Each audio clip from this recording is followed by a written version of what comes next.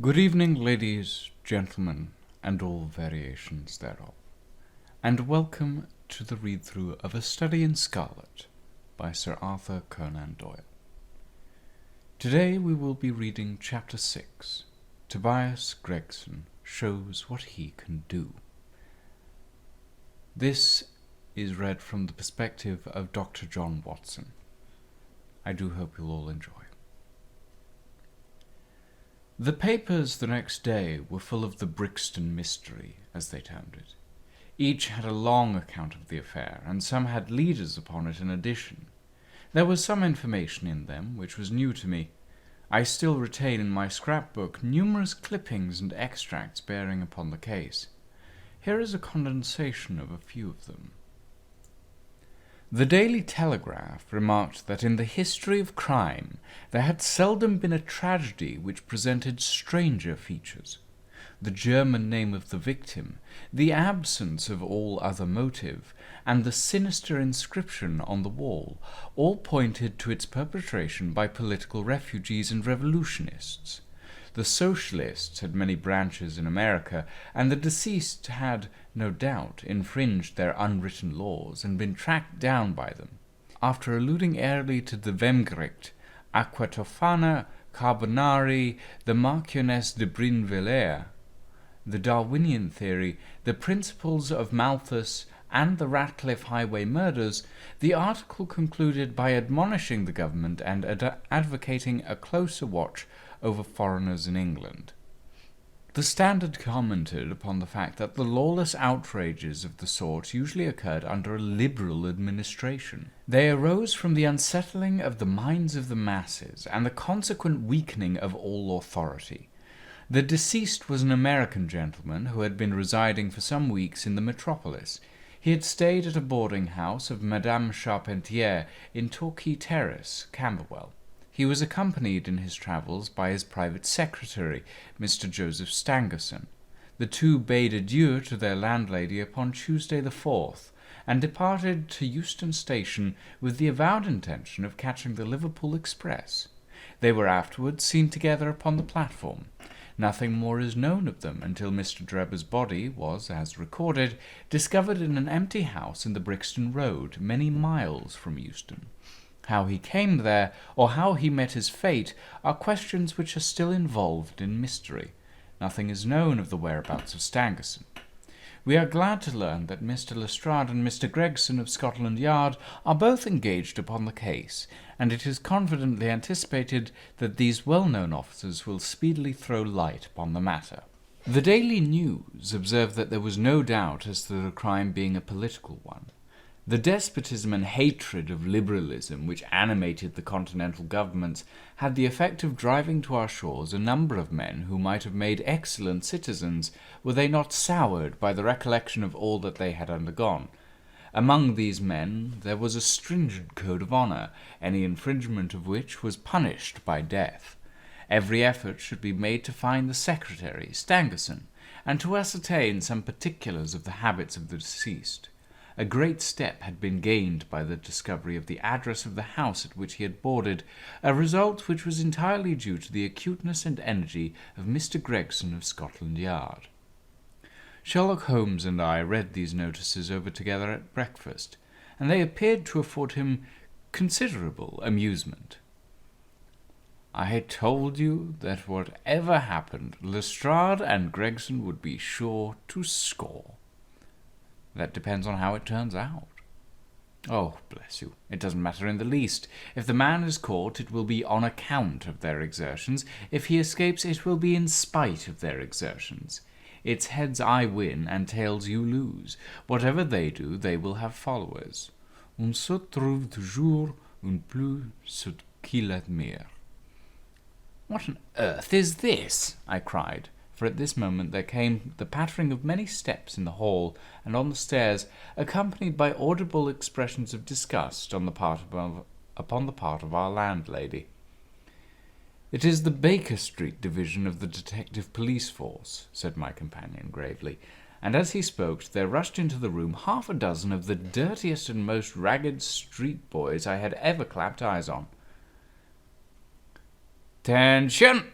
cried Holmes in a sharp tone, and the 6 dirty little scoundrels stood in a line like so many disreputable statuettes. In future you shall send up Wiggins alone to report, and the rest of you must wait in the street. Have you found it, Wiggins? No, sir, we hain't, said one of the youths. I hardly expected you would. You must keep on until you do. Here are your wages. He handed each of them a shilling. Now off you go, and come back with a better report next time. He waved his hand, and they scampered away downstairs like so many rats, and we heard their shrill voices next moment in the street. There's more work to be got out of one of those little beggars than out of a dozen on the force, Holmes remarked. The mere sight of an official-looking person seals men's lips. These youngsters, however, go everywhere and hear everything. They are as sharp as needles, too. All they want is organization. Is it on this Brixton Road case that you're employing them, then? I asked. Yes, there is a point which I wish to ascertain. It is merely a matter of time. Hello, we're going to hear some news now with a vengeance. Here is Gregson coming down the road with beatitude written upon every feature of his face. Bound for us, I know. Yes, he is stopping, and there he is. There was a violent peal at the bell, and in a few seconds the fair-haired detective came up the stairs 3 steps at a time and burst into our sitting-room. "My dear fellow," he cried, wringing Holmes's unresponsive hand, "congratulate me! I have made the whole thing clear as day." A shade of anxiety seemed to me to cross my companion's expressive face. "Do you mean that you are on the right track?" he asked. "The right track? Why, sir, we have the man under lock and key." "And his name is?" "Arthur Charpentier, sub-lieutenant in Her Majesty's Navy," cried Gregson pompously, rubbing his fat hands and inflating his chest. Sherlock Holmes gave a sigh of relief and relaxed into a smile. "Take a seat and try one of these cigars," he said. "We are anxious to know how you managed it. Will you have some whiskey and water?" "I don't mind if I do," the detective answered.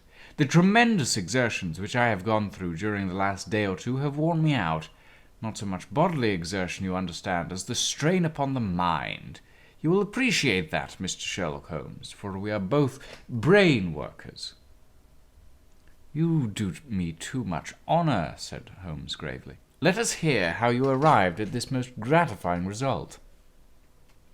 The detective seated himself in the armchair and puffed complacently at his cigar. Then suddenly he slapped his thigh in a paroxysm of amusement. "The fun of it is," he cried, that fool Lestrade, who thinks himself so smart, has gone off upon the wrong track altogether. He's after the secretary, Stangerson, who had no more to do with the crime than the babe unborn. I have no doubt that he has caught him by this time." The idea tickled Gregson so much that he laughed until he choked. "And how did you get your clue?" "Ah, I'll tell you all about it. Of course, Dr. Watson, this is strictly between ourselves. The first difficulty which we had to contend with, the finding of this American's antecedents. Some people would have waited until their advertisements were answered, or until parties came forward and volunteered information. That is not Tobias Gregson's way of going to work. You remember the hat beside the dead man?" "Yes," said Holmes. "By John Underwood and Sons, 129 Camberwell Road." Gregson looked quite crestfallen. "I had no idea that you'd noticed that. Have you been there?" "No." "Ha!" cried Gregson in a relieved voice. "You should never neglect a chance, however small it may seem." "To a great mind, nothing is little," remarked Holmes sententiously. "Well, I went to Underwood and asked him if he had sold a hat of that size and description. He looked over his books and came on it at once. He had sent the hat to a Mr. Drebber residing at Charpentier's boarding establishment, Torquay Terrace. Thus I got at his address." "Smart. Very smart," murmured Sherlock Holmes.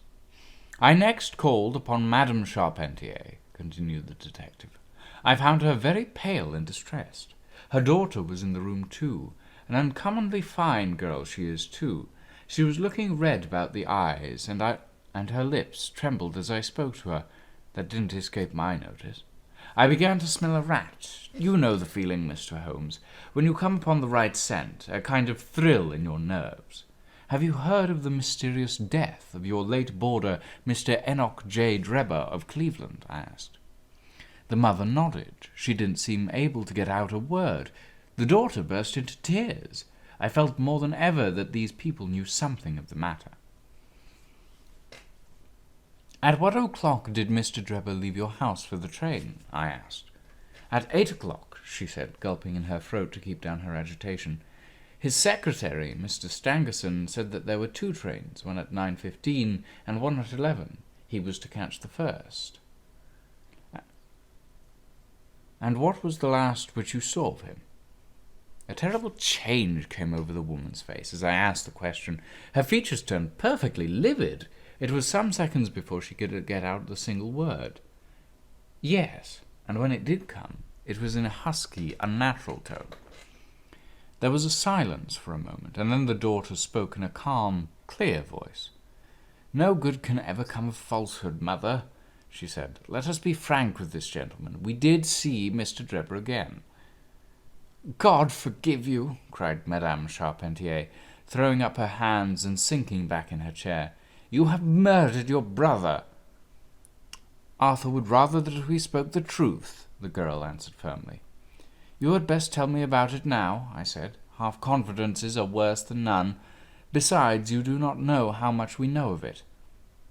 "On your head be it, Alice," cried her mother. Then turning to me, "I will tell you all, sir. Do not imagine that my agitation on behalf of my son arises from any fear lest he should have a hand in this terrible affair. He is utterly innocent of it. My dread is, however, that in your eyes and in the eyes of others he may appear to be compromised.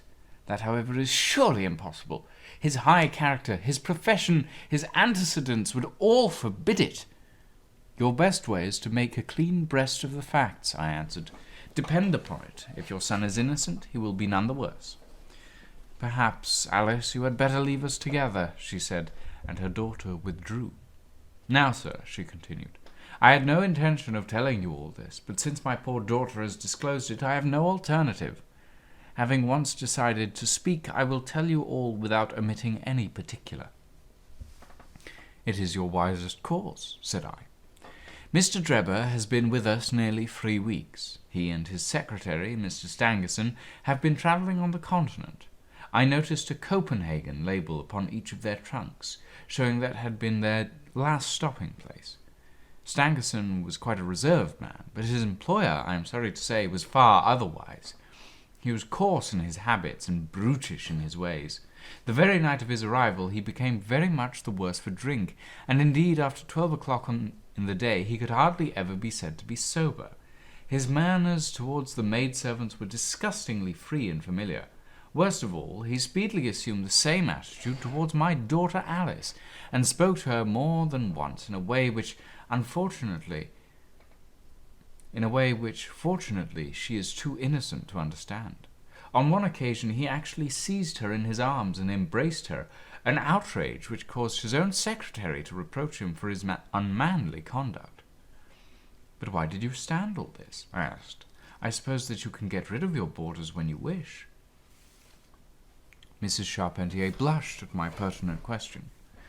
"Would to God that I had given him notice on the very day that he came! But it was a sore temptation. They were paying £1 each day, £14 a week, and this is the slack season. I am a widow, and my boy in the Navy has cost me much. I grudged to lose the money. I acted for the best. This last was too much, however, and I gave him notice to leave on account of it. That was the reason of his going." "Well?" "My heart grew light when I saw him drive away. My son is on leave just now, but I did not tell him anything of all this, for his temper is violent, and he is passionately fond of his sister. When I closed the door behind them, a load seemed to be lifted off my mind. Alas, in less than an hour there was a ring at the bell, and I learned that Mr. Drebber had returned. He was much excited, and evidently the worse for the drink. He forced his way into the room where I was sitting with my daughter, and made some incoherent remark about having missed his train. He then turned to Alice, and before my very face proposed to her that she should fly with him. "You are of age," he said, "and there is no law to stop you. I have money enough to spare. Never mind the old girl here, but come along with me now straight away. You shall live like a princess." Poor Alice was so frightened that she shrunk away from him, but he caught her by the wrist and endeavoured to draw her towards the door. I screamed, and at that moment my son Arthur came into the room. What happened then I do not know. I heard oaths and the confused sounds of a scuffle. I was too terrified to raise my head. When I did look up, I saw Arthur standing in the doorway, laughing, with a stick in his hand. "I don't think that fine fellow will trouble us again," he said. "I'll just go after him and see that he does with himself." With those words he took his hat and started off down the street. The next morning we heard of Mr. Drebber's mysterious death. This statement came from Miss Charpentier's lips, with many gasps and pauses. At times she spoke so low that I could hardly catch the words. I made shorthand notes of all that she said, however, so that there should be no possibility of a mistake. "It's quite exciting," said Sherlock Holmes, with a yawn. "What happened next?" When Mrs. Charpentier paused, the detective continued, I saw that the whole case hung upon one point. Fixing her with my eye in a way which I always found effective with women, I asked her at what hour her son returned. "I do not know," she answered. "Not know?" "No, he has a latchkey, and he let himself in." "After you went to bed?" "Yes." "And when did you go to bed?" "About 11. So your son was gone at least 2 hours?" "Yes." "Possibly 4 or 5? "Yes." "What was he doing during that time?" "I do not know," she answered, turning white to her very lips. Of course, after that there was nothing more to be done. I found out where Lieutenant Charpentier was, took 2 officers with me, and arrested him. When I touched him on the shoulder and warned him to come quietly with us, he answered us as bold as brass. "I suppose you are arresting me for being concerned in the death of that scoundrel Drebber," he said. We had said nothing to him about it, so that his alluding to it was a most suspicious aspect. "Very," said Holmes. He still carried the heavy stick which the mother described him as having with him when he followed Drebber. It was a stout oak cudgel. "What is your theory, then?" "Well, my theory is that he followed Drebber as far as the Brixton Road. When there, a fresh altercation arose between them, in the course of which Drebber received a blow from the stick in the pit of the stomach, perhaps, which killed him without leaving any mark. The night was so wet that no one was about, so Charpentier dragged the body of his victim into the empty house. As to the candle, and the blood, and the writing on the wall, and the ring, they may all be so many tricks as to throw the police on the wrong scent." "Well done," said Holmes in an encouraging voice. "Really, Gregson, you are getting along. We shall make something of you yet." "I flatter myself that I have managed it rather neatly," the detective answered proudly. "The young man volunteered a statement in which he said that after following Drebber some time, the latter perceived him and took a cab in order to get away from him. On his way home he met an old shipmate and took a long walk with him. On being asked where his old shipmate lived, he was unable to give any satisfactory reply. I think the whole case fits together uncommonly well. What amuses me is to think of Lestrade, who had started off upon the wrong scent. I'm afraid he won't make much of." "Why, by Jove, here's the very man himself." It was indeed Lestrade who had ascended the stairs while we were talking, and now entered the living-room. The assurance and jauntiness which generally marked his demeanour and dress were, however, wanting. His face was disturbed and troubled, while his clothes were disarranged and untidy. He had evidently come with the intention of consulting with Sherlock Holmes, for on perceiving his colleague he appeared to be embarrassed and put out. He stood in the centre of the room, fumbling nervously with his hat and uncertain as to what to do. "This is a most extraordinary case," he said at last. "A most incomprehensible affair." "Ah, you find it so, Mr. Lestrade," cried Gregson triumphantly. "I thought you would come to that conclusion. Have you managed to find the secretary, Mr. Joseph Stangerson?" "The secretary, Mr. Joseph Stangerson," said Lestrade gravely, "was murdered at Halliday's private hotel at about 6 o'clock this morning." Thank you all very much for listening. You can find this text and others like it at gutenberg.org. I do hope you all enjoyed this. Thank you very much for listening, and have a very, very